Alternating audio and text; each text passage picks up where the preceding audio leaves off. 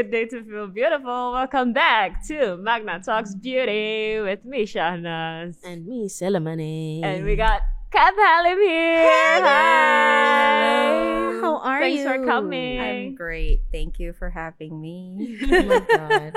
Jadi Deg-degan kenapa? nih, deg-degan. Kok deg-degan? Deg-degan Jangan dong. Kenapa kita ajak Kath hari ini untuk ngobrol-ngobrol? Karena kita mau ngomongin sesuatu yang sebenarnya udah bertahun-tahun dan berkali-kali kayaknya kita dengar, tapi masih tetap penting sampai dengan detik ini, Oh, that yaitu is very eating disorder. Girl, that is very true. Dan menurut gue banyak banget misconception sih sekarang ya di social media. Kayak gak mau makan dikit, atau kayak skipping dinner, eating disorder. Kalau skipping apa, eating disorder. Tapi kayak sebenarnya eating disorder itu apa sih, Kath? And like I feel like you have a very personal experience with it, right? Ooh, yeah. Struggled with it for a long time. Jadi eating disorder itu, it's really literally a psychological condition yang mengimpact relationship lo dengan makanan, dengan tubuh lo, dan itu bisa aja menjadi mental illnesses. Right? It's actually very serious karena people actually die from having eating disorder. Yeah, that is very true. Kayak Yeah. banyak banget orang yang hidup mereka juga benar kayak yang punya eating disorder ya, mereka benar kayak second guessing every food, every meal gitu-gitu. Second guessing their bodies Yeah. every single day, yeah. Dan juga opini orang lain terhadap badan mereka dan mungkin porsi makanan mereka itu udah parah banget sih menurut gue. Iya sih. Tapi gue pengen tahu juga dari Kath, pernah ngalamin hal ini waktu itu kapan dan gimana sih ceritanya? Oke, jadi kalau cerita gue tuh kayak yang paling parah itu di tahun 2018 sampai 2019. Itu di saat badan gue itu udah nggak kayak it's not functioning optimally lagi. Lo umur berapa waktu itu? Ingat nggak? Gue umur 26-27 ya. Oke. 26-27. Jadi di saat itu gue udah kayak cobain semua diet di dunia ini, maupun itu keto, paleo, vegan, pescatarian, itu udah sama sekali nggak berguna, nggak guna. Terus gue olahraga hampir setiap hari, dan ini olahraganya tuh 2-3 jam per hari, dan gue tuh nggak kurus-kurus gitu. Gue saking pasrah. Terus bener-bener ngerasa itu kayak menjadi masalah tuh my period, my menstruation. Itu udah jadi dikit banget. Kayak it's very short. Sometimes it's so sporadic, sometimes nggak pernah datang, sometimes telat. Dan di saat itu kayak gue ngerasa gue selalu capeknya tuh kayak it's a little bit kayak intense sih, capek, mood swing, semua lah. Iya. Nah itu di saat itu my paling God. parah sih. I can relate to that banget. Sampai detik ini juga masih struggling sih gue sebenarnya, karena ya semua orang kayaknya prosesnya panjang ya. Bener-bener. Dan gue tahu banget rasanya setiap hari gue workout tapi nggak pernah kurus-kurus. Kayak gue nggak ngerasa. Mungkin at that time gue kurus ya untuk tubuh gue, tapi gue nggak ngerasa gue kurus. Jadi setiap kali gue ngelihat kaca pun gue masih ngerasa enggak, gue kurang kurus. Yes, gue kurang kurus. Oh my. Dan itu gue tuh bisa lari sehari 7 kilo. Dan gue melakukan itu 5 kali seminggu. Dan harus gitu ya. Kalau enggak, kalau di bawah 5, gitu. iya, kalau gue lari di bawah 5 kilo, gue ngerasa gue nggak pernah olahraga gitu ya. Gue harus lari sampai 7, di atas 5 harus 5,5, 7,5 gitu. Dan bener gue ngerasain juga yang rasain itu menstrual cycle gue yang berantakan. Dan lo selalu capek. Iya. Lo nggak pernah bisa fokus. Bener, dan gue kalau flu tuh bisa sampai 3 minggu. Iya. Gue bisa tiba-tiba itu God. kayak malam tuh karena kecapean ya, tiba-tiba tuh jadi flu. Iya, Terus capek ya. masuk jadinya ke minum penyakit. kayak obat flu gitu, just so that I don't feel capek atau sakit ya. Karena kalau udah sakit lama banget untuk recover. Iya, gue sampai 2-3 minggu, sampai kayak harus ke dokter. Kalau enggak gue nggak sembuh-sembuh dari flu. Iya, aneh banget dong. Di 2 tahun yang di saat itu gue sampai sakitnya di sini tuh bisa bengkak. tahu nggak kan ini ada lymphatic system gitu kan. Di sini sampai bengkak. Terus gue demam kayak 39. Terus dokter di emergency room tuh kayak bilang, lo ngerasa panas nih, are you okay because you are having such a high fever gitu. Aku bilang, aku oke aja kok dok. Ya. Nggak kerasa sakit sampai Karena di drip iya, karena udah terlalu kayak demam gitu. Iya, dan juga jarang, maksudnya kita nggak dengerin, kita tuh cenderung untuk tidak mendengarkan tubuh kita butuh apa ya kan. Karena we don't know how to anymore. Iya. Udah it's numb. Iya. Right. Yeah, It's all it's here, Lapar pun nggak kerasa sih. Kalau lo pernah nggak struggling dengan hal ini? Alhamdulillah ya. Oh my god, Gitu, so Hai. much love. Gila sih, lo hebat banget sih. Gue ngerasanya I had problem with food itu minuscule banget. Kayak misalnya, gue makannya kebanyakan nih, I feel so guilty about having a full meal gitu. Atau misalnya kayak, aduh malam ini gue makan mungkin besok gue nggak sarapan kali ya gitu. Dulu tuh gue juga pernah, I was sick. Gue DBD, terus ternyata gue ada komplikasi di liver gue, jadinya susah sembuhnya tuh susah gitu, trombositnya tuh naiknya susah. Terus gara-gara itu gue disuruh sama dokternya, kamu diet aja karena you have fatty liver, right? So you have to reduce your calorie intake. Oh my god. Gue ke nutritionistnya bilang, oke, kamu karena masalahnya seperti ini dan mau turunnya cepat, saya kasih program makan 1000 kalori per hari. That sucks. Per hari. Kata orang, ayam goreng McD itu udah 1000 kalori satunya. Do you know babies eat at least a minimum of 1,200 calories? Babies. Ini kayak bayi ya, bayi kecil ya, segini ya. Iya, 1.200 ya. Ya. Per hari atau per meal? Per hari. Berarti gue apa dong, fetus? Ya, you must be like an embryo. gue zigot. Berarti kemarin gue zigot. Oh like, no. For 3 months gue zigot terus. Shit. For 3 months gue I follow the diet. Dan pada saat itu gue lebih yang kayak, okay, if I follow this I'll be healthy, right? Tapi karena masa itu gue masih ngantor, gue jadi gak fokus sama sekali. Kalau misalnya lo kerja nih, makan siang, gue langsung worry about my food. Kayak, aduh ini cabenya kebanyakan minyak gak ya? Ntar jadi maksudnya lebay banget. Padahal kayak lo makan aja cuy. Ya tapi gue denger lo makan disuruh 1000 kalori, berarti dulu gue parah banget sih. Gue pakai kalori counter dan gue harus di bawah 800 gue mikirnya. Oh my god. Girl, you are a sperm. Masa you didn't even meet the egg yet. Like sperm don't even eat. Like oh my god. Tahu nggak? Kayak gue pernah pas eating disorder recovery kan. Jadi gue tuh mulailah cari informasi untuk kayak increase my knowledge. In order to keep your body alive nih, kalau lo tidur ya, lo tidur terus hati lo lagi kayak deg-deg gitu, to breathe, to pump blood into all of your veins, you need at least 1,500 calories minimum. Wow. That's like resting. Kamu tidur nggak ngapa-ngapain seharian, itu at least 1,500. Dan itu juga varies for people, like harus lihat gain, lihat muscle weight. But if you're eating like 800 calories, which is half of 1,600, right? You're literally gonna die. Like pernah di saat gue merasa gue paling sehat tuh, gue ambil darah dong. Karena nutritionist gue bilang, lo kalau nggak percaya lo ambil darah. Gue bisa yakin banget darah, like, blood results is gonna be terrible.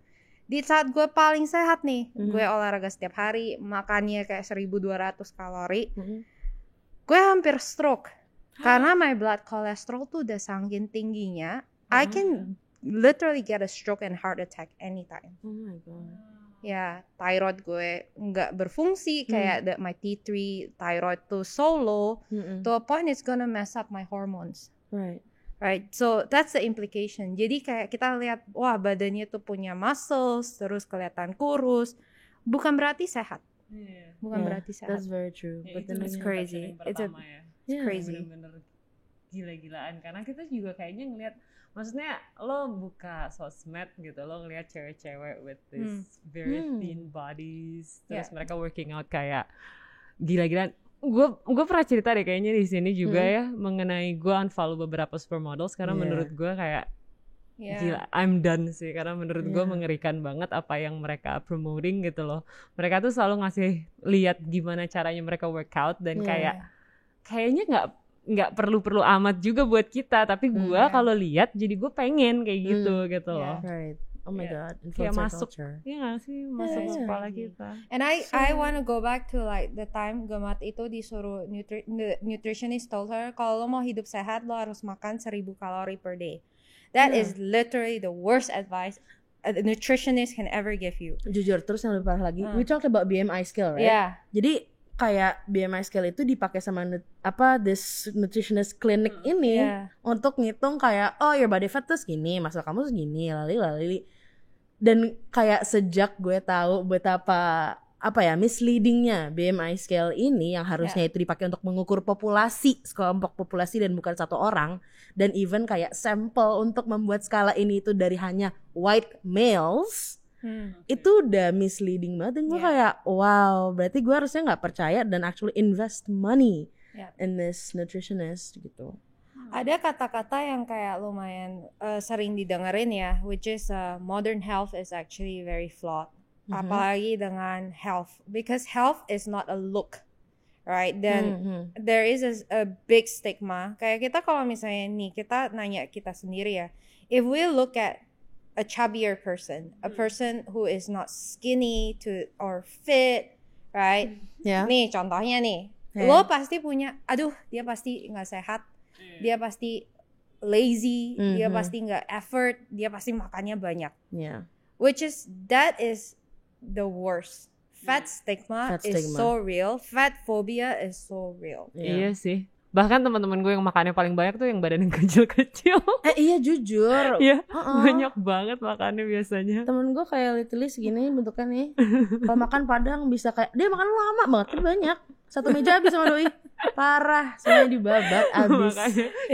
Kayaknya nggak bisa banget ya kita ngejudge sebenarnya dari dia agak gemuk berarti dia makannya banyak gitu. Or dia nggak pernah olahraga karena sejujurnya kayak we always associate health into a look.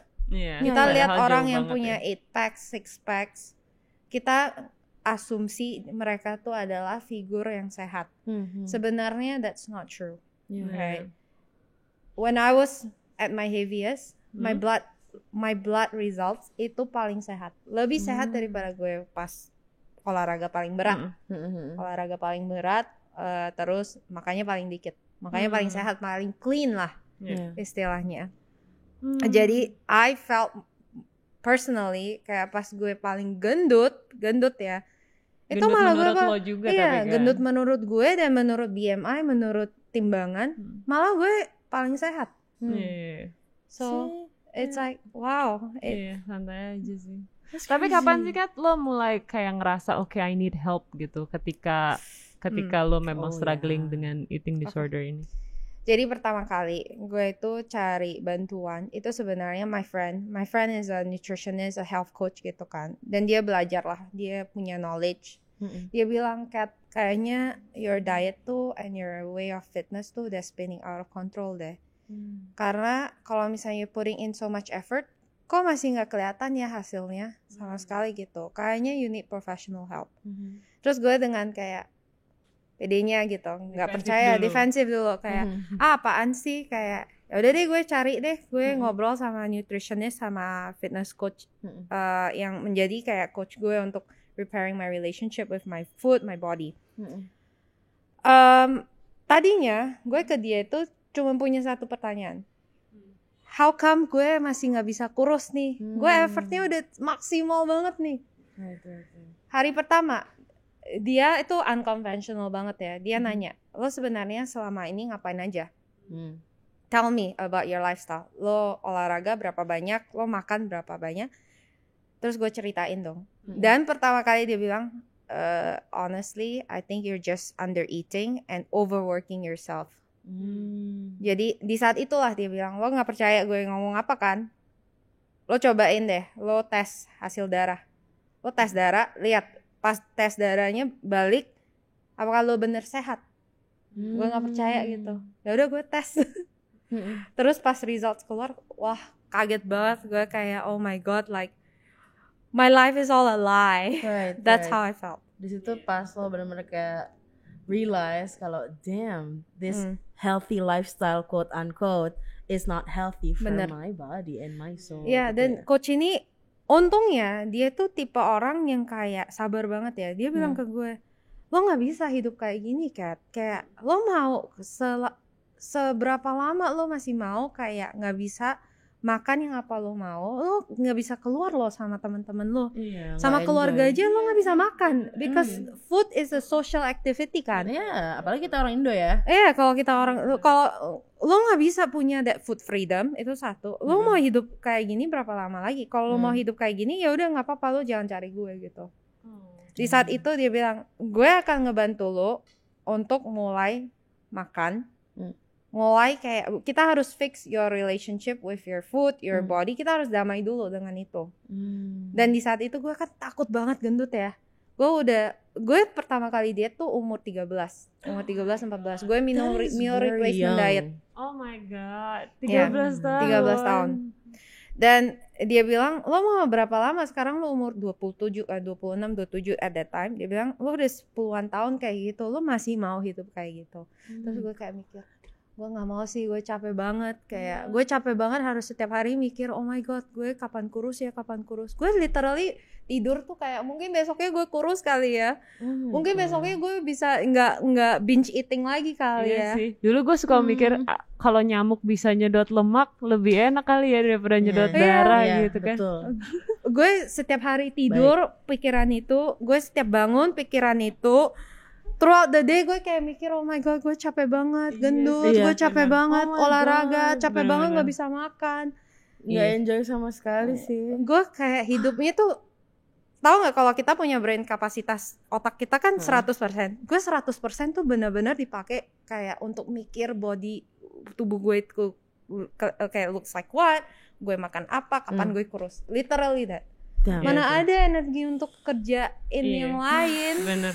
Tapi untungnya lo ketemu sama your I think your PT, I think you've shared this di di Instagram juga kan, kayak PT lo tuh bener-bener kayak ngebantuin lo banget. Gue beruntung banget sih ketemu dia. Kalau enggak di saat ini gue masih akan takut banget sama makanan. Gue akan takut banget dengan kayak lihat cermin gitu. Takut banget keluar ketemu teman. Takut banget dulu kopi aja dihitung kalorinya. Iya sih, gue juga.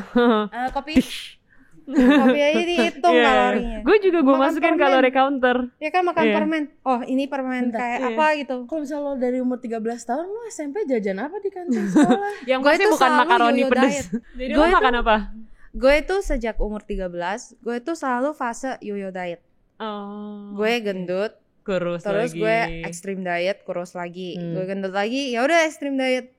Kasian ya, padahal tubuh selama sebenarnya lagi butuh banyak nutrisi buat growing up. Di umur 14 aja gue udah, kalau ingat-ingat ya, karena recovery itu kan lo banyak ngelihat masa lalu ya. Kenapa lo bisa punya unhealthy relationship dengan tubuh lo, dengan makanan. Gue sampai kayak setelah gue bener kayak pinpoint ya, gue di umur 15 aja gue udah hilang mens, gue udah kayak it's very little throughout the years. Gue nggak pernah sadar tuh bahwa my menstrual cycle has always been erratic. Nah, sebenarnya itu sih Kak, waktu gue tuh benar-benar ngubah gaya hidup gue waktu gue program hamil. Karena ketika itu gue tahu kalau gue tidak sehat karena menstrual cycle gue jelek akibat over dieting. Jadi banyak telur gue yang ternyata nggak sehat, dan dokter gue tuh cuma bilang saat itu sebenarnya yang emang harus dibenerin adalah diet dan the way you work out. Karena gue nggak boleh tuh sebenarnya workout 1 jam sampai 2 jam tuh sangat tidak disarankan sama dia, karena dia bilangnya tuh lo mau jadi atlet atau mau jadi apa gitu. Lo mau ngapain? Lo cuma jadi manusia biasa kan. Dia nyuruh gue berhenti, gue cuma boleh 20 menit sampai 30 menit sehari. Dan waktu pertama gue lakukan tuh gue sebel banget karena gue sama sekali belum capek, tapi gue udah harus berhenti. Cuma kan cost-nya waktu itu kan karena gue pengen punya bayi kan. Terus gue harus kayak ya udah gitu. Ternyata memang pas gue inget-inget, pas gue dieting itu menstrual cycle gue emang jelek banget. Gue cuma dapet tuh 3 hari max. Wow. Gue cuma 1 hari kadang, atau enggak sama sekali nggak datang. Terus Ngeri kan? di saat itu ya, gue masih inget loh, gue tuh sedih banget nggak bisa olahraga.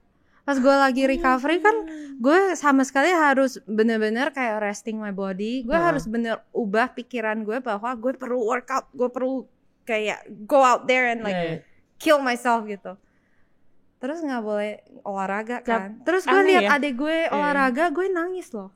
Gue nangis karena saking kayak oh my god, I could go workout. Gue anxiety banget, parah. Gila ya. Gue pernah rekam diri sendiri kayak nangis. Terus sekarang kan gue udah recover dong. Gue balik lagi lihat that video, gue kayak oh my god, gila, gue tuh bener not in the right place banget. And like you've come so far. Yeah, I've come so far. We're proud of you. Thank you. We're so proud of you. Susah sih, benar. Iya, Tapi, it's always a struggle lah. Gimana sekarang lo gimana kalau melihat makanan? Apakah lo sekarang udah santai banget atau ini kan sebenarnya journey of a lifetime trigger gitu nggak sih? Iya. Banyak, pasti ada trigger ya. Kalau ngomong sekarang gimana cara pandangan gue terhadap makanan ya?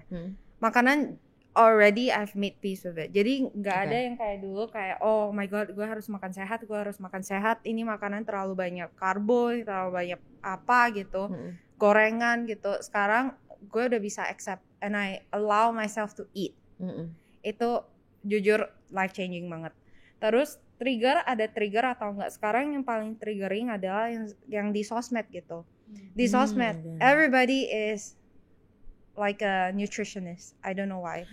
Everybody is a fitness specialist but not everybody is. Yang paling triggering itu kalau misalnya lihat accounts sosmed tuh yang they're not professionals, they're not in the right mind or the right place, right knowledge, but giving health advice itu paling bete sih. Just because you look you're skinny, a lot of people tell you your body is very nice, does not mean it gives you the right to give people advice. Betul sih, dan kayak never. Tapi menurut gue juga kayak orang-orang seperti itu ke-trigger sama netizen. Karena kayak kak share dong tips ini kak, ini bagus banget. Body goals. Kakak hashtag body goals, share dong dietnya makannya apa gitu-gitu. Temen gue literally yang model, dia yang kayak badan orang beda-beda ini makanan gue. Lo kalau misalnya mau bikin makanan sendiri ya lo cari tahu. Dia bilang kayak gitu karena dia sebel ditanyain gitu. I love your friend. We should have more like that, you know. Love banget. We should have more like that. Bener sih. Tapi at the end kalau gue sih saat ini juga masih suka struggling dengan keadaan gue ya. Nggak setiap saat gue ngerasa gue ada di tempat yang baik. Tapi gue mencoba untuk selalu mengingatkan lagi. Maksudnya lo kadang pengen nih, gue pengen nih kaki gue lebih panjang gitu, tapi lo ingetin lagi pakai egrang, enggak sih gitu.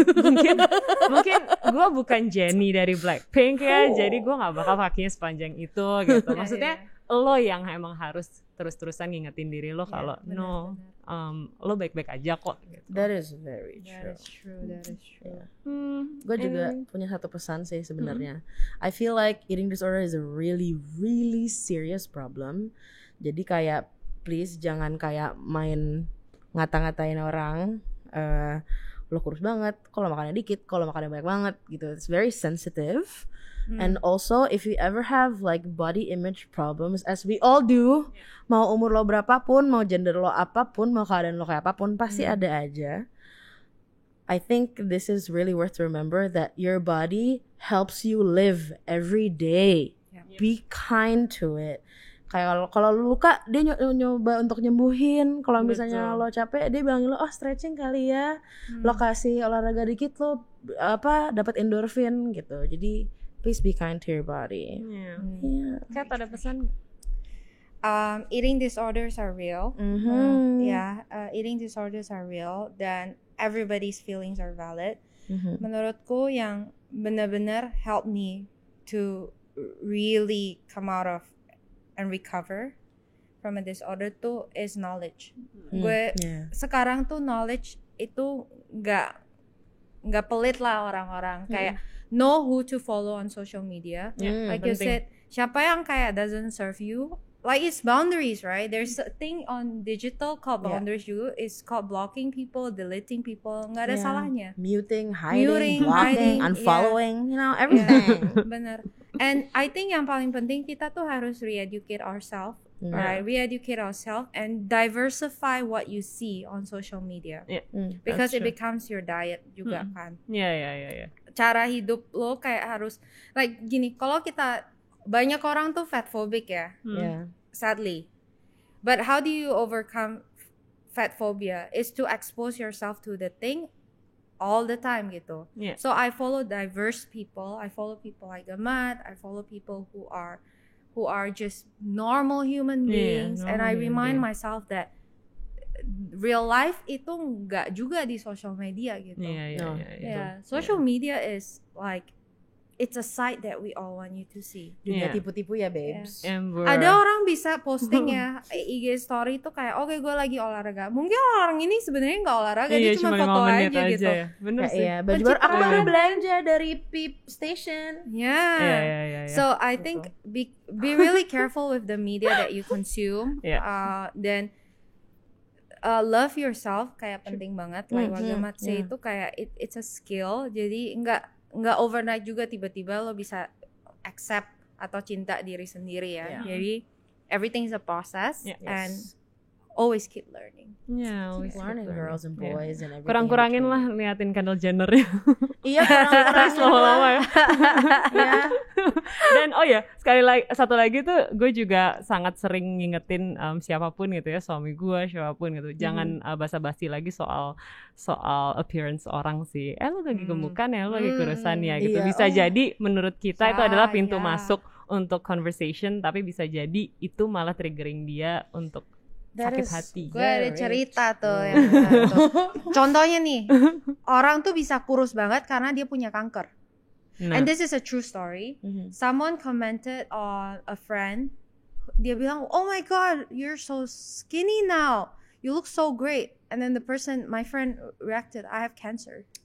Aduh, like itu bener-bener gondrong banget. But the thing is, this is why it's never okay to judge somebody with their appearance. Lain kali makanya bilang ke tante-tante sebelum mereka tunjuk-tunjuk,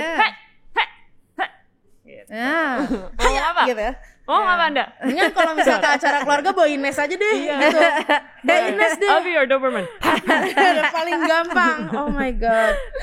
Okay, anyway, thank you banget Kat. Udah cerita banyak banget kayak gitu. Thank you for having me. We learn a lot about ED and also body image. So, thank you so much for your knowledge, girl. Thank you. And as always, thank you guys for listening and watching Makna Talks Beauty of this episode. Don't forget to like, comment, and subscribe to Makna Talks, and also wait for other episodes minggu depan yang gak kalah seru pastinya. Bye-bye.